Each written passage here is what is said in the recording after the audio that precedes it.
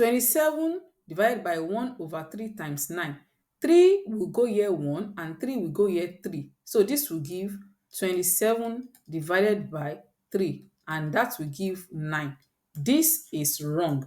This is not the best way to solve it. That is wrong. So how do we now solve this?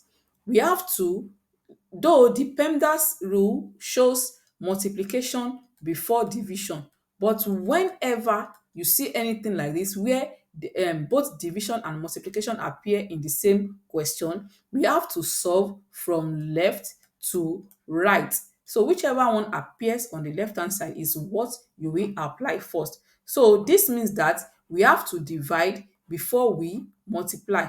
Now let's divide.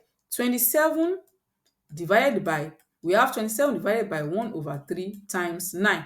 Let's first solve this division aspect so that this will give 27 times 3 over 1. That is 27 times 3. Then we have times 9. And this is the same thing as 27 times 3 will give 81. So this will give 81 times 9. And 81 times 9 is 729. So 729 is the correct answer, not 9.